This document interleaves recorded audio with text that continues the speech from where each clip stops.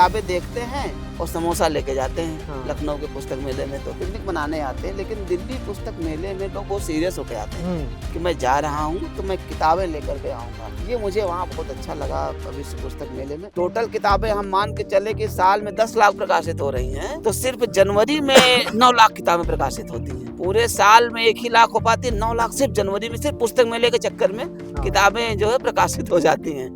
पुस्तक मेले में 501 लोकार्पण करने के बाद लोकार्पण माफिया बन गए थे। स्टार दर स्टाल उनका खौफ कायम था।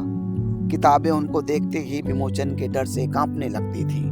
उनके ज्ञान के समक्ष जिज्ञासा ने आत्मसमर्पण कर दिया था। क्या होंगे वो 5 एलिमेंट जो एक अच्छा लेखक बना सकते हैं पूरी किताब की एक जर्नी को? तो सबसे पहला होता है किताब का कवर अच्छा होना चाहिए, और दूसरी जो मुझे चीज लगती है कि पठनीयता, और तीसरी किताबों के लिए अगर हम बात करें तो विमोचन या लोकार्पण कितना जरूरी होता है? एक किताब, किसी लेखक की जब किताब आती है, देखा जाए तो बिना लोकार्पण और विमोचन के भी किताबें बिक जाती हैं। वो तो एक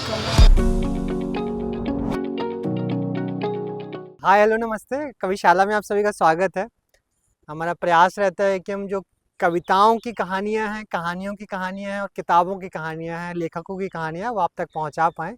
आज इसी बातचीत में हमारे साथ हैं पंकज प्रसून जी। सर, बहुत बहुत स्वागत है कविशाला में आपका। बहुत नमस्कार। कविशाला के सभी सुनने वालों को मेरा बहुत बहुत नमस्कार। आपसे पहले बात हुई तो हमने आपकी, शायद मुझे लगता है 2 साल हो गए बातचीत को, तो बहुत सारी कहानियां बीच में बन गई होंगी, बहुत सारी कविताएं बन गई होंगी। बिल्कुल। तो उन कहानियों पे आज हम बातचीत करेंगे। शुरुआत करते हैं। हाल फिलहाल में दुनिया का, बोलते हैं कि दुनिया का सबसे बड़ा जो पुस्तक मेला होता है वो भारत में होता है, और इस समय दिल्ली में चल रहा है। आप वहाँ पे होकर आए हैं कि क्या कहानी आपको, अगर वहाँ से कोई कहानी आप लेकर आए हो और दर्शकों के साथ साझा करना चाहें, किताबों की कहानियाँ वहाँ की, और जो लोग अटेंड करते हैं उस फेस्टिवल को, सुना है कि बहुत बड़ी मात्रा में वहाँ पर किताबें इस बार प्रकाशित तो हुई हैं और लोकार्पित भी हुई हैं। वहाँ पे लोकार्पण जो हुआ है, बहुत लाखों किताबों का लोकार्पण हुआ है। तो आपके नज़रिए से इस साल का जो दिल्ली का विश्व पुस्तक मेला है वो किस तरीके का रहा? विश्व पुस्तक मेला मुझे लगता है कि दिल्ली का जो पुस्तक मेला होता है और जो लखनऊ का होता है या और जगहों पर, उसमें एक बड़ा बुनियादी सा फर्क मुझे नजर आता है कि लखनऊ के पुस्तक मेले में लोग घूमने आते हैं, लेकिन दिल्ली की पुस्तक मेले में लोग किताबें खरीदने आते हैं। वहाँ मुझे कोई भी व्यक्ति ऐसा घूमते हुए नहीं दिखा। सबके हाथ में झोला थी, सबके हाथ में किताबें थी। उसके पीछे मुझे लग रहा है सब कारण होंगे कि वहाँ पुस्तक मेले में घुसना आसान नहीं है। अब पार्किंग 1 किलोमीटर दूर है, वहाँ आपको गाड़ी पार्क करनी है, फिर वहाँ आना है, आने में भी लाइन लगी रहती है, और स्टॉल से भी इतनी भीड़ है, लाइन में लग के लोग किताबें लेते हैं। तो मुझे लग रहा है, और लखनऊ में बड़ा आसान रहता है, आप आए, घूमा, चाय, वो लोग तो यहाँ चाय पानी पीने आते हैं और किताबें देखते हैं और समोसा लेके जाते हैं लखनऊ के पुस्तक मेले में। तो ये बच्चों को घुमाने आते हैं और वहाँ पे अपना पिज्जा विज्जा खा के चले जाते हैं, पिकनिक मनाने आते हैं। लेकिन दिल्ली पुस्तक मेले में लोग बहुत सीरियस होके आते हैं कि मैं जा रहा हूँ तो मैं किताबें लेकर के आऊँगा। ये मुझे वहाँ बहुत अच्छा लगा विश्व पुस्तक मेले में। और दूसरा क्या है कि लोकार्पण वहाँ पे, अब लखनऊ में जो लोकार्पण होते हैं वो एक अलग से स्टेज होता है, सबको लोकार्पण करने की जगह मिल जाती है, टाइम मिल जाता है। इतने वहाँ पर पब्लिशर्स हैं, इतने स्टॉल हैं, वहाँ किसी को जगह नहीं मिलती है। अब वो सब स्टॉल दर स्टॉल जो है लोकार्पण होते हैं। इस स्टॉल पे 4 लोकार्पण। अब मैं गया तो एक दिन में हमने तकरीबन 24 लोकार्पण किए, है ना। कि पंकज जी आ गए लखनऊ से, ये स्टॉल वाले बुला रहे, भैया हमारे यहाँ कर दो 2 किताबों का लोकार्पण, 4 किताबों का वहाँ। और लेखक इतना अच्छी टाइमिंग सेट करके रखते हैं, पब्लिशर भी, कि मुझे लग रहा है कि ये जो जनवरी पुस्तक मेला लगता है, और दिसंबर तक अगर टोटल किताबें हम मान के चले कि साल में 10 लाख प्रकाशित हो रही हैं, तो सिर्फ जनवरी में 9 लाख किताबें प्रकाशित होती हैं। पूरे साल में 1 ही लाख हो पाती है, 9 लाख सिर्फ जनवरी में, सिर्फ पुस्तक मेले के चक्कर में किताबें जो है प्रकाशित हो जाती हैं। तो ये बड़ा मुझे उसका लाभ दिखाई पड़ता है, और इससे क्या दोनों लाभान्वित होते हैं। और वहाँ दिल्ली मैंने एक चीज और देखी जो लखनऊ में मिसिंग है। दिल्ली में लेखक को बड़ा मानते हैं। आप लेखक अगर किसी स्टॉल पे बैठ गया तो मान के चलिए वो जो है दिन भर में 40-50 किताबें अपनी बेच डालेगा। वो जो इम्पोर्टेंस होती है किताब पे ऑटोग्राफ की, वो हमें दिल्ली पुस्तक मेले में दिखी। वो कितना महत्वपूर्ण होता है लेखक का ऑटोग्राफ। लखनऊ में उसको हल्के में लेते हैं, वहां पे तो आप लेखक ऑटोग्राफ देने लगता है तो जो भी गुजर रहे होते सब किताबें खरीदने लगते हैं। हाँ। वो देखते भी नहीं कैसी किताब है, क्या किताब है, कभी लेखक बैठे हुए हैं तो किताब ले लो, इनकी ऑटोग्राफ से किताब मिल रही है तो भाई खरीद लो। तो ये वहां पर बहुत अच्छा। और दूसरा क्या कि लोकार्पण इतने ज्यादा होते हैं। मैंने एक व्यंग लिखा था अंकुर जी, मैं सुनाना चाहता हूँ, कभी जी जी। शाला वाले लोग सुने। ये बहुत सारे ऐसे लोग हैं वहां पर लखनऊ में, जैसे सुभाष चंद्र जी हैं, उन्होंने बताया मुझे उस दिन कि मैं तकरीबन जो है 300 किताबों का मैं लोकार्पण पूरे पुस्तक मेले में मैंने किया है अकेले। 300 किताबों का लोकार्पण एक लेखक कर रहा है। हाँ। अब एक मैंने व्यंग लिखा, लोकार्पण माफिया, ऐसे बहुत सारे लोग वहां घूम रहे हैं। हाँ। तो सुनिए, वो पुस्तक मेले में 501 लोकार्पण करने के बाद हाँ। लोकार्पण माफिया बन गए थे। स्टार दर स्टाल उनका खौफ कायम था। किताबें उनको देखते ही विमोचन के डर से कांपने लगती थी। हाँ। उनके ज्ञान के समक्ष जिज्ञासा ने आत्मसमर्पण कर दिया था। लोकार्पणों की बढ़ती संख्या उनके जूते की ठक ठक को और बढ़ा रही थी। काश कि वो युवा लेखक उनकी आमद भांप पाता। वो युवा लेखक से बोले, क्यों लड़के, तूने लोकार्पण नहीं कराया अभी तक? हाँ। वो बोला, सर पिछले साल ही करा लिया था। ऐसा कर फिर से करा ले, मेरी मार्केट में बड़ी पकड़ है, किताब बिकना शुरू हो जाएगी। उसने सोचा, यार ये गजब है, ऐसे क्या किताब बिक सकती है। वो बोले, सोच क्या रहा है, हाँ। चल अभी स्टॉल पर निपटा देता हूँ। वो बोला, लेकिन सर आपको देने के लिए स्टॉल वगैरह कुछ नहीं है मेरे पास। लोकार्पण माफिया बोले, सब है मेरे पास, तू पैसे दे दे, मेरे गुरु के स्टॉल लेके मेले में घूम रहे हैं। हाँ। वो बोला, अच्छा कितने देने होंगे? बोले, देख लड़के, ये इस बात पर निर्भर करता है कि तू कहलवाना क्या चाहता है। जैसे समसामयिक उत्कृष्ट किताब 1000 की साल, हाँ। वर्तमान विसंगतियों की सर्वश्रेष्ठ पुस्तक 2000 की साल, कालजयी कथा संग्रह 2500 की साल, ना भूतो ना भविष्यति 2500 की साल, और 1000 रुपए अलग से। हाँ। युवा लेखक बोला, सर मेरे पास सिर्फ 101 रुपए हैं। माफिया ने गुर्गे को फोन लगाया और वो एक अंगोछा ले आया। हाँ। माफिया ने खुद को अंगोछा युवा लेखक से उड़वाया और स्टॉल पर जाकर बोले, इस युवा लेखक का ये संग्रह अमूल्य होते होते रह गया। हाँ। हाँ, तो हाँ। ऐसे बहुत सारे वहां पर लोकार्पण करने वाले लोग हाँ। घूमते रहते हैं, हाँ। लेखक घूमते रहते हैं। और वहां पर एक समय पे कम से कम आप जाइए तो मैंने देखा वहां पर बड़े बड़े लेखक जो अमून मिलते नहीं है वो, और वहां पे ऐसे घूम रहे हैं, फोटो खिंचवा रहे हैं। हाँ। बड़ा अच्छा लगा वहां जा करके। और एक चीज और मैंने देखी कि सारी स्टॉल्स पे भीड़ थी, लेकिन जो शैलेश भारतवासी की जो नई वाली हिंदी है, हाँ। उसने तो धूम मचा रखी थी। हम्म। कमाल का उन्होंने विनोद कुमार शुक्ल जी की चले गए वो, हम्म। उनकी जो उपन्यास आई थी, है ना, इस दीवार में खिड़की खिड़की। रहती, उन्होंने एक बड़ी अच्छी सी खिड़की बना दी थी अपने स्टॉल में, और एक दीवार को के बीच में खिड़की निकाली थी। हाँ। उस खिड़की में जा करके हर आदमी फोटो खिंचा रहा था।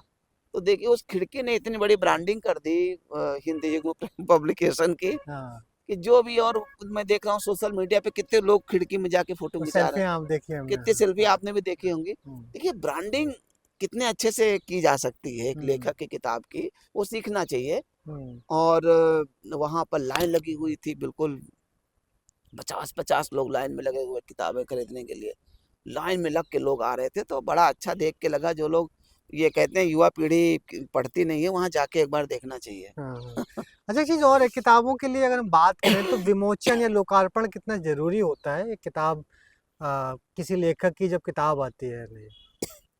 हाँ देखिए, विमोचन और लोकार्पण जरूरी भी होता है, और देखा जाए तो बिना लोकार्पण और विमोचन के भी किताबें बिक जाती हैं। हम्म। वो तो एक हम लेखक की प्रेजेंस है, आ गया वहां पर पब्लिशर के पास में, उसने लोकार्पण करा दिया, हम्म। पब्लिसिटी उसकी लोकार्पण से हो जाती है। क्योंकि जो लोग लोकार्पण में मौजूद रहते हैं, वो लोग उस किताब को अपनी अपने फेसबुक या इंस्टा, आजकल सबके पास खूब फॉलोवर्स हैं, हाँ। वो लोग लगा रहे हैं, और पब्लिकेशन हाउस लगा रहा है, लेखक लगा रहा है। तो उससे थोड़ी सी पब्लिसिटी होती, लेकिन अगर किताब में दम नहीं है, उसमें हाँ किताब का अगर कंटेंट बढ़िया नहीं है तो किताब नहीं चलेगी। आप कितना भी शानदार लोकार्पण करा लें, उसमें लाखों रुपए खर्च कर दें। हाँ मैंने ऐसे लेखकों को देखा है, बड़े सारे ब्यूरोक्रेट्स को देखा है, जो कि वो क्या भव्य लोकार्पण समारोह कराते हैं, और लोकार्पण में मुख्यमंत्री को भी बुला लेते हैं, लेकिन हाँ मुख्यमंत्री के आने से किताब नहीं बिकती है। हाँ किताब में जब तक कंटेंट नहीं होगा, जब तक किताब आपकी लोग पाठक उसमें पठनीयता नहीं रहेगी, कंटेंट नहीं रहेगा, तब तक किताब नहीं बिकेगी। हाँ लोकार्पण वैसे एक फॉर्मेलिटी है, मुझे नहीं, इससे ज्यादा कुछ मुझे नहीं लगता है। हाँ। अच्छा, बहरहाल। इसी को अगर मतलब किताब के एक पूरी पूरी किताब के रूप में देखें कि अगर आपको 5 एलिमेंट्स बताने हो कि एक किताब लिखने से जो प्रक्रिया शुरू होती है, सोचने से हाँ, प्रक्रिया शुरू होती है, और एक पाठक तक पहुंचने बहुत के अच्छा। बीच में, हाँ, है हाँ, ना, तो क्या होंगे वो 5 एलिमेंट्स जो एक अच्छा लेखक बना सकते हैं पूरी हाँ, किताब की एक जर्नी को? हाँ, हाँ, मुझे लगता है कि जो सबसे जरूरी चीज जो मेरी नजर में है, हम्म। अ, सबसे पहली चीज तो ये होनी चाहिए कि जो किताब का कवर हाँ बहुत महत्वपूर्ण होता है। मैंने देखा है, अगर किताब का कवर आपका आकर्षक है तो एक बार जरूर पाठक आकर के आपकी किताब को पलटेगा। हाँ कुछ भी अच्छा मिल गया ले लेगा। तो सबसे पहला होता है किताब का कवर अच्छा होना चाहिए। और दूसरी जो मुझे चीज लगती है कि पठनीयता। हम्म ये जो दौर है, पठनीयता के संकट से गुजर रहे हैं बहुत सारे बड़े बड़े लेखक। कभी पठनीय रहे होंगे, लेकिन आज की जो पीढ़ी है, उस पीढ़ी ने उनको अपठनीय बना दिया, उनकी किताबें नहीं खरीदता। हम्म लखनऊ के इतने बड़े बड़े राइटर हैं और बड़े, और लेकिन वो एक, जैसे कोई हिंदी पढ़ने वाला अलग है, कोई विश्वविद्यालय में है और हिंदी का छात्र है, उसकी रुचि अलग होगी, वो साहित्यकारों को पढ़ेगा। लेकिन जो आज की ये जेनजी पीढ़ी जिसको कह रहे हैं, ये जो बच्चे हैं, इन्होंने उनको अपठनीय बना दिया। अब हम्म आज अगर हम बेस्ट सेलर बनना चाहते हैं तो हमें उनकी पठनीयता का ध्यान रखना पड़ेगा। हम्म हमें उनके हिसाब से उसकी भाषा रखनी पड़ेगी, है ना, उसकी शैली रखनी पड़ेगी। तो ये जो आप बता रहे हैं कि कवर हो गया, दूसरा है कि शैली। पठनीयता, हाँ। और तीसरी जो बात है कि आप विषय क्या उठा रहे हैं, हम्म है ना। आप प्यार मोहब्बत का विषय उठा रहे हैं, या आप क्रांति का विषय उठा रहे हैं, और फिर आप वैसा विषय उठा रहे हैं, तो जिस पब्लिशर से आप छप रहे हैं, हम्म क्या वैसे विषय के लिए वो मुफीद पब्लिशर है या नहीं है। हम्म जैसे जेनजी का पूरा हिंदी युग है। अब ये जो जन चेतना है, जो मार्क्सवादी साहित्य हाँ। छापता है, उनका अलग सिस्टम बना हुआ है। हम्म सुरुचि प्रकाशन हमने देखा, वो आरएसएस और संघ का लिटरेचर छापते हैं, हम्म उनका अलग है। तो आपको वैसा पब्लिशर भी मिलना चाहिए जो आपके कंटेंट के लिए मुफीद हो। हम्म आप कोई भी किताब कहीं से नहीं छपवा सकते हैं, थोड़ा सा इसका बड़ा फर्क पड़ता है। हम्म और मुझे जो अगला तत्व उसमें लगता है किताब का, कि आप खुद किताब को कितना प्रमोट कर पाते हैं, मार्केटिंग। हाँ। मार्केटिंग। और हम्म उस मार्केटिंग के लिए जरूरी है कि लेखक की फॉलोइंग कितनी हम्म है ना। हम्म तो आपको किताब लिखने से पहले आप यूं ही किताब मत लिख दिए। मेरी सलाह है युवाओं से, जो किताब लिखने के लिए बड़ा लिख देना चाहते, नहीं, किताब लिखने से पहले आप अपनी मार्केट तो बना लीजिए। हम्म आप कुछ फॉलोवर्स इकट्ठा कर लीजिए अपने फेस पर, अपने पेज पर, अपने फेसबुक पे, और वहां आप अपना कंटेंट डालिए। हम्म और वो कंटेंट ही डिसाइड कर देगा कि भाई अब आपको किताब लानी चाहिए। हम्म अब आप इतनी रीच इकट्ठा कर पा रहे हैं, ऑडियंस इतने आपके कमेंट कर रहे हैं, लाइक कर रहे हैं, इतने लोग आ रहे हैं भाई। अगर आपने, आपको जो है 20, 40, 50 हजार लोगों को आपने जोड़ लिया है, तो उसमें से 100 लोग खरीद ही खरीद लेंगे लेंगे किताब, बिल्कुल। बहुत कम खरीदेंगे। हम्म तो ये तत्व बहुत जरूरी है। किताब हाँ अगर आए तो सोशल मीडिया पे पहले आपका हाँ अच्छा जो है आपका बन जाना चाहिए, हाँ तभी आप किताब को लाइए। हाँ और फिर अगला जो है, अगर आप किताब ले आए, पब्लिशर अगर आपके साथ मेहनत नहीं कर रहा है, तो हम्म आपकी किताब नहीं बिकेगी। हम्म पब्लिशर की प्रायोरिटीज होती हैं, हाँ बिल्कुल। उनके स्टार राइटर होते हैं। तो आपको पब्लिशर के साथ मिल करके काम करना होगा। हम्म पब्लिशर को कहना कि भाई देखिए, हमारी भी आप रील्स डालिए, हमारी भी किताब पे वीडियो बनवाइए। तो पब्लिशर के पेज से अब तो मैं देख रहा हूँ कि जैसे विनोद विनोद कुमार शुक्ला जी की जो किताब बिकी, हाँ वो आंदोलन चल गया बिल्कुल। हाँ लोग रील्स डालने लगे, और आजकल ना सोशल मीडिया इन्फ्लुएंसर्स आ गए, किताबों वाले आ गए। हाँ हाँ, वो खाली बहुत किताब सारे के चल रिव्यू रहे हैं। करते बिल्कुल हैं, बिल्कुल। हाँ वो किताब के रिव्यू करते हैं, हाँ। और उनकी फॉलोइंग जो है लाखों में है। हम्म। वो किताब रिकमेंड करते हैं, हाँ। वो कुछ 4-5 किताबें रिकमेंड कर दी, और वो किताब बिकना शुरू हो जाती हैं, हम्म। लोग लेना लगते हैं। हाँ तो ये सब चीजें आजकल बड़ी बदल गई हैं। हाँ। अब वो पहले वाली दुनिया नहीं रही कि यार ठीक है, हम किताब लिख देंगे, लोग हमें जान जाएंगे। पहले खुद को जना दीजिए, फिर आप किताब लिखिए। हाँ, प्रोसेस उल्टा हो गया कि फेस वैल्यू उल्टा से हो गया, किताब, बिल्कुल। हाँ फेस वैल्यू पहले बनानी जरूरी है। आपका जो एक एक्सपर्टीज जो व्यंग्य लेखन में है, तो अगर हम व्यंग्य लेखन के लिए बात करें, जो लोग, जो दर्शक या जो पाठक हम्म, अ, व्यंग्य की तरफ कुछ लिखना चाह रहे हैं, उसके पहले अगर हम रिकमेंड करें उन्हीं किन्हीं 5 राइटर्स या 5 किताबें व्यंग्य के खासकर, हाँ, वो कौन से होंगे? मैं 5 किताबें बता दूं। सबसे पहले मुझे लग रहा है कि अगर आप व्यंग्य लिखना चाहते हैं, सबसे पहले आप हरिशंकर परसाई को पढ़िए। हाँ। और हरिशंकर परसाई की आप कोई भी किताब उठा करके देख लीजिए, मतलब उन्होंने इतना लिखा है। आप कुछ भी पढ़ लीजिए, हरिशंकर परसाई की कोई भी किताब आप पढ़ लीजिए, हम्म। हरिशंकर परसाई लिखा हो बस। हाँ शरद जोशी को आप पढ़िए, हाँ। शरद जोशी की आप कोई भी किताब पढ़ लीजिए, और उनमें उन्होंने व्यंग्य ही व्यंग्य लिखा, पूरी जिंदगी भर लिखा। श्रीलाल शुक्ल की आप सारी किताबें नहीं पढ़ सकते, श्रीलाल शुक्ल की आपको राग दरबारी पढ़नी होगी। हाँ। अगर आप व्यंग्य सीखना चाहते हैं तो आपको राग दरबारी पढ़नी होगी। और श्रीलाल शुक्ल, अच्छा आप और बढ़िया, मतलब उससे अच्छा तो नहीं कुछ लिखा गया, फिर भी आप उपन्यास और उसका, अगर आप बड़े व्यंग्य लिखना चाहते हैं, है ना, हम्म। अपने व्यंग्य को 300 शब्दों तक सीमित ना रख कर आप उपन्यास व्यंग्य का लिखना चाहते हैं, उपन्यास की क्राफ्ट कैसे होती है, शुरू से आखिर तक निभाना होता है, उसके लिए आपको 12 मासी पढ़नी चाहिए, ज्ञान हम्म। चतुर्वेदी जी की। हम्म।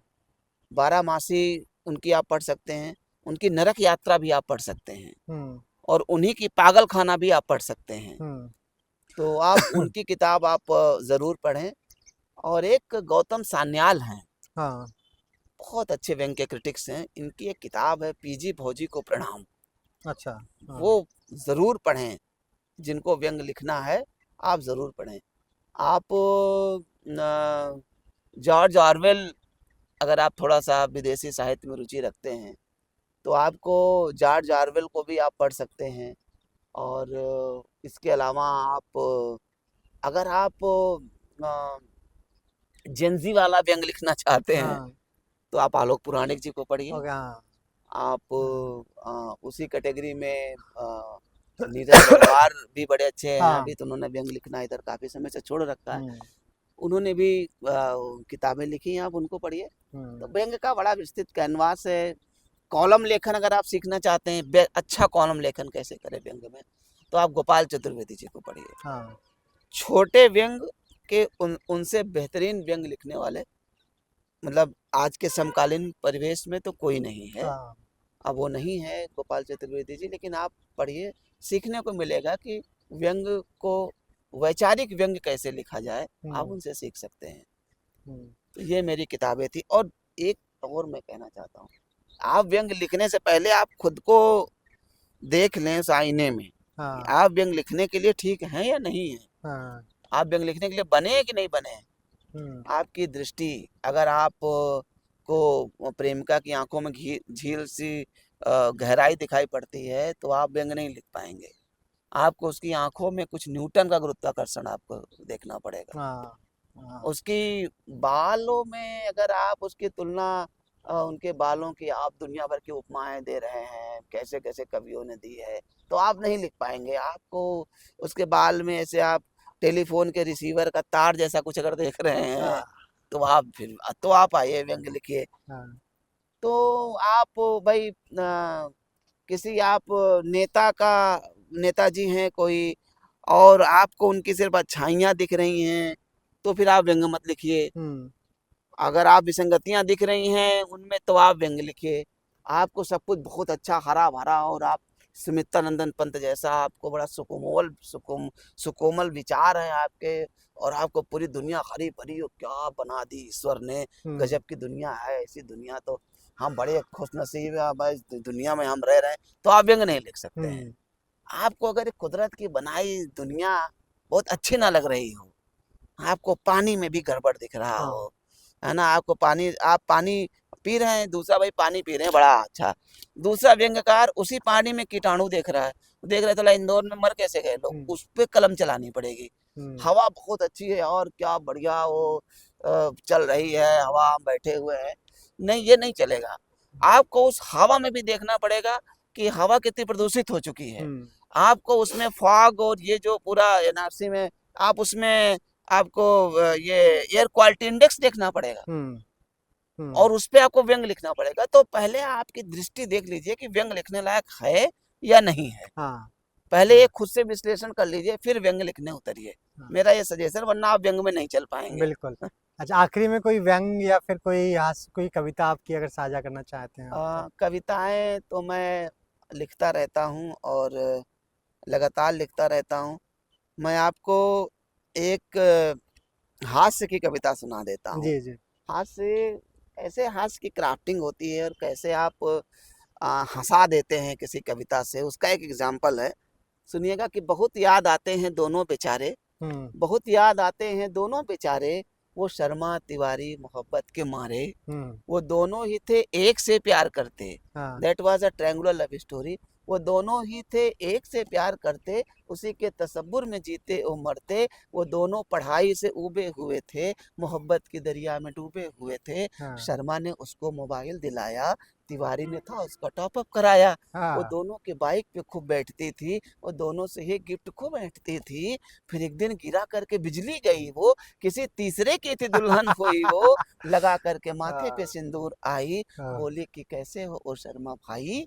बहुत रोए उस दिन तिवारी और शर्मा, हाँ। रोए लिपट कर तिवारी और शर्मा, उसे ले उड़ा कोई आशीष वर्मा। तो बहुत ये ताज़ा। इस तरीके से आपकी हाँ। दृष्टि होनी चाहिए हाँ। व्यंग लिखने के लिए। हाँ, बिल्कुल। बहुत-बहुत धन्यवाद पंकज जी, एक अच्छी बातचीत हुई और ख़ासकर जो बिल्कुल। आपने जो अपना परिदृश्य है आज का विश्व पुस्तक मेला का, उस पे जो बात बताई।